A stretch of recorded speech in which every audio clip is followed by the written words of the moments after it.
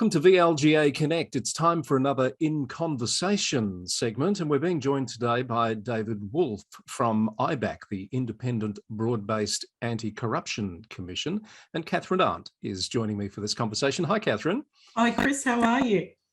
I'm very well, thank you. And today we're going to talk about this recent IBAC report on perceptions of corruption in local government. This is where IBAC has talked to people who work in the sector to find out their thoughts about this important topic. Indeed it is, Chris. So this is a survey that they also conducted in 2016. So they've conducted a survey in 2019. The respondents were, as you said, the administration of council. So it didn't extend to councillors, although, interestingly enough, the findings from the report do relate to the councillor group, and we can certainly hear more about that when we speak to David. Let's bring him in now. Here's our guest, David Wolff from IBAC. And it is a pleasure, as always, to have David Wolff from IBAC with us on VLGA Connect. Hi, David. Good to see you. Hi, Chris. How are you? Good to see you again. Very well, thank you. And we wanted to talk to you about the report that's come out just a little while ago from IBAC, looking at perceptions of people who work in local government on how corruption and integrity, I guess, is handled in the sector. Can you just give us a brief overview of how this report came into being? So this report is one of our research reports that we issue periodically. It's based on a survey of participants in the local government sector, and the questions we ask relate to what they perceive as corruption risks or real risks within the sector itself. And I think the important point is that the findings of this survey come from people that are in the sector, working in local government, and primarily the administration of local government. So unlike other external surveys, that's coming from within. So therefore, the findings are a real eye-opener for managers and leaders within local government, because it's effectively your people telling you where the risks are. So if I was running a council, I'd be scrutinising this report quite closely to see if it aligns with my risk register and my risk radar. I know Kathryn's got some questions about some of the findings, but just before we get into that, I note the survey was done in 2019, and we're somewhat on from that, obviously. Should we be putting some sort of a layer across this, considering we've had COVID in between, and does it change the way you view what you're being told at that point in time? Really good point to make. So yes, the survey was conducted in 2019 and it follows on our 2016 survey. So it updates the information we received from that original one.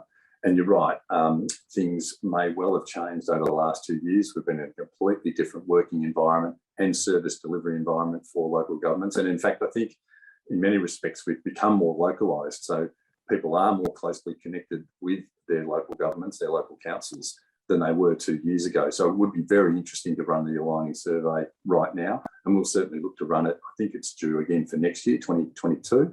And so the comparison of the data will be very, very interesting from that perspective. David, I did note that one of the findings in the report was that respondents perceive councillor conduct to be an area of increasing corruption risk. However, not that there was a perception that council's ethical culture had improved. I wonder if you could just unpack that a little bit for us. Remiss of me to at the start to say hello, Kathryn, and it's great to see you as well. Yeah, good to see you, Dave.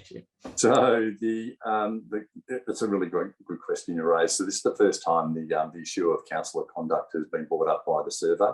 The initial survey, it wasn't an issue, so it was quite a change from the earlier survey results. And what that does expose is that the two levels within local government. You've got the administration, and you've got the elected representative cohort as well. And often they're intertwined when people talk about local government, but in many cases they're separated because they are quite different in their roles and responsibilities. So as a corruption risk internally, the administrative staff that were surveyed raised this as an issue and felt that there were potential corruption risks for the elected class, the councillors, in the activities they perform. And a lot of that's to do with their interaction with people outside of the business in terms of matters coming before council and potential conflicts of interest in those associations or meetings or engagements that they're actually conducted in. It's an interesting point because again, there is that risk, that ongoing risk. You've got the the framework in the legislation that's there to guard against potential risks. There's complications with that in terms of the application of it and understanding of it. But it was interesting, again, that the administrative staff saw this as a potential risk for the sector. Indeed, and it's certainly not inconsistent with other reviews that are out there. In fact, IBAC is in the process of finalising the Sandon inquiry and, the matters at Casey, which related to some of those external, I guess, stakeholder relationships that you just went through. David, how does this report or how will it inform the cultural review process that is currently being led by Local Government Victoria? It's an initiative of Minister Lean, and we've recently heard that they've announced a project team comprising PricewaterhouseCoopers and also 2 academics. Where do you see this report fitting into that? Yeah, indeed. And in fact, what I might do is answer the last part of your previous question about the ethical health of councils and how the perception was that it's improved between the last 2 surveys. And in fact, we're quite encouraged by that. And we think a lot of that work has that has gone on in that space with the representative bodies, with Local Government Victoria itself and the integrity system as well, that we're seeing a perception that things are improving, which is terrific, which is fantastic. Doesn't mean there's work to there's no more work to be done, but it's a really, really good improvement to see in the data. Going back to where this report has had influence, the review, the cultural review that you've just talked about, this report was certainly one of the key planks in driving that cultural review, and was certainly a reference point in terms of the issues that it's identified. And as I say, they're not really a surprise in terms of the issues, but they're certainly a good start point for any cultural review around the ethical health of the sector. David, with the information that's come out of this report, I notice you've reported against levels within council organisations, and some of the findings or recommendations are targeted at middle management. Can you talk a bit about why that has particularly risen to the surface for you? I sort of broke the report up into 2 sections. There's the internal risks and the external risks, and the internal ones are really targeted at that management level, and a couple of issues that come up consistently within the local government sector, and for that matter in the public sector more broadly, is around recruitment and favouritism in those decisions. So those findings are really targeted at the managers that are involved in the more high volume recruitment, and how that process is managed. So the transparency, the fairness of it, and the communication of it are really, really important. We see it time and again, particularly when you're in more regional and remote areas of Victoria. You've got limited pools of recruits and potential employees. So it's so important the process is run according to the policy for a start. But again, the communication around the recruitment practices is as good as it can be, because often it's the unknown. It's a role's advertised, and all of a sudden someone arrives, and the process to have that person come on board is not well communicated within the organisation. So then, when there's that information gap, it breeds suspicion around preferential treatment, favouritism, etc. And that we also focus on the use of information, conflicts within the workplace, and bullying behaviours as well. So again, that's targeted at that middle management level that are uniquely involved in handling those matters on a day-to-day basis. David, I notice you don't separate out council types, as in metropolitan compared to rural, regional. Is that because you didn't collect that information? Because I wonder what that might tell us if you had that view or that layer to put across it. Yeah, correct. We didn't break it down on metro versus regional versus remotes. It was broken down from employee tenure in the sector, so experience, and role within the sector, whether they're in back of house administrative, service delivery, remote working environments. So we broke it down into those sort of categories. I was just going to pick up the issue of recruitment that David spoke to, and certainly that's consistent with the Ombudsman's report into Ballarat a couple of years ago. One of the things I note that respondents have indicated is, they've identified training and education, particularly targeting senior executives and councillors.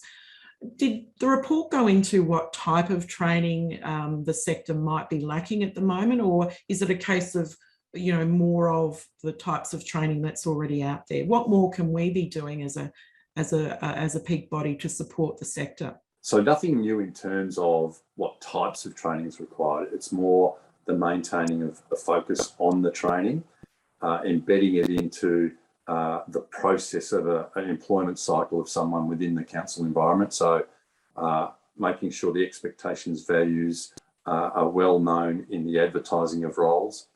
Then the education of employees when they're inducted, or councillors when they're inducted, in terms of values, integrity, policy and processes. Making sure that it's an ongoing piece of work during the course of the employment within the council sector, the local government sector, and ensuring that the policies and processes are well socialised, as I said, across the organisation and with the employee during their entire life cycle.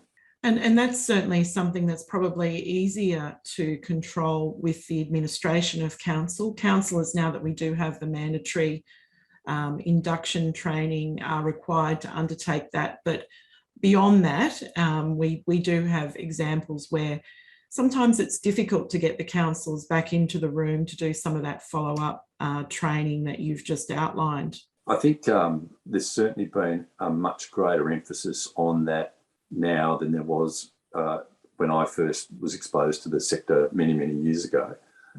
It's something that's talked about much more frequently. There's expectations that both the administration and the elected class are conscious of the policies around particular functions they perform and the ethics that are required, the values that are required in the execution of that role. Certainly, there's a focus on the councillor conduct principles as well, which again is something that's really evolved and strengthened over time. So I think that the awareness has increased, which is a good thing, but it's something that we can't rest on our laurels for want of a better term. It's something that has to be continually reinforced to guard against slippage. And now, one of the things about the perceptions of corruption within the local government sector is it's what people think, but they're generally based on something that's happening or has happened. So therefore, it can't be discounted, and it means that we have to be conscious and guard against corruption or improper conduct occurring again.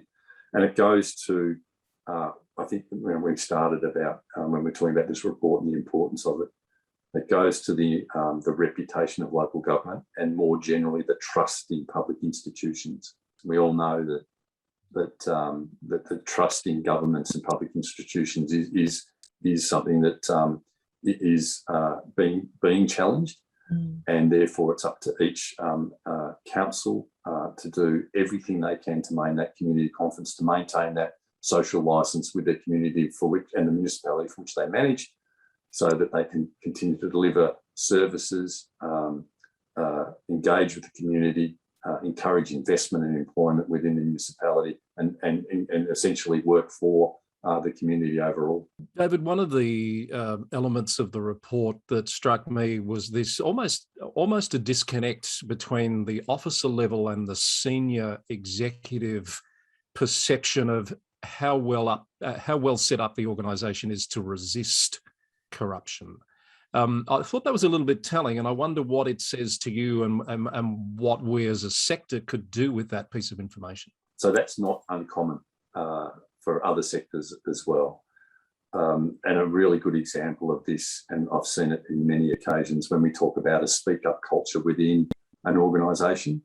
And often when you're talking to the CEO, or in some cases the councillors, but certainly the senior administration, they're of the view that they've got a fantastic speak up culture, that the process is there, and they encourage people all the time to come forward and talk about things that aren't right, even corruption. And then when you engage down into the organisation, you find it's a completely different story. And in fact, there's a recent example where a council came to us and said, we've got a secure line where people can report it. They can do it confidentially, and they can let us know of things that aren't right that's happening in the organisation.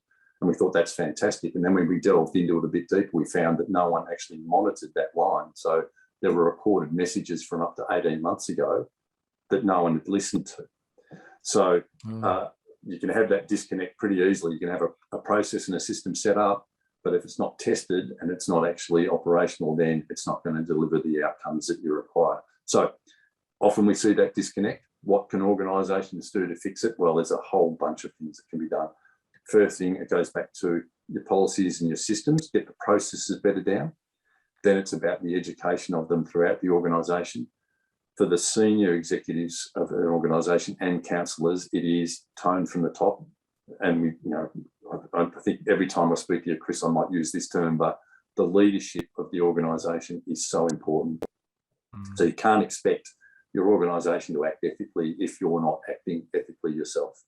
So again, that's something that we really encourage the senior executives to do. And again, talk about these issues, like include ethical decision making as part of your normal practices. Talk to your team about championing those that call out wrongdoing or poor behaviour.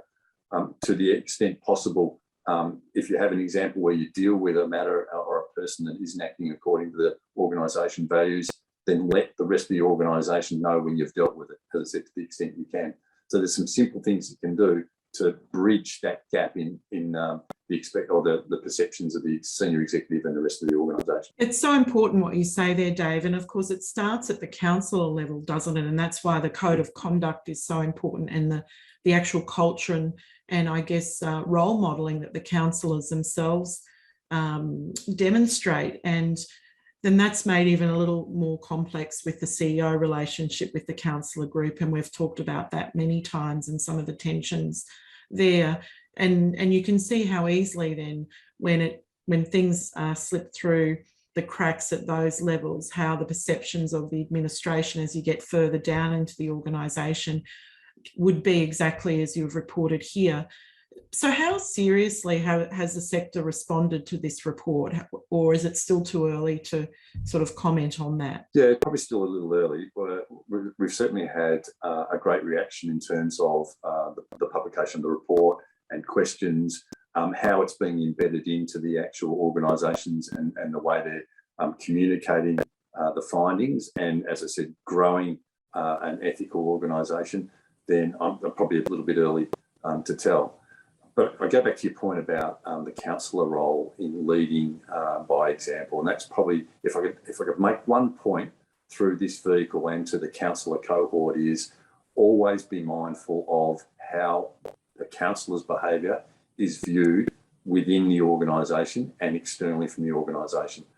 Often I think that's overlooked by councillors. They might see their role as quite different, but they are seen as a leader of the organisation. They are setting the behavioural tone for the organisation, and it's incredibly important. They're conscious of that, and it allows the employees of the council to model that behaviour. So I think that's incredibly important. David, it occurs to me, and you may have thought of this, it would be interesting to ask elected representatives a series of questions around perceived corruption and integrity risk to see how that aligns with the organisational perception.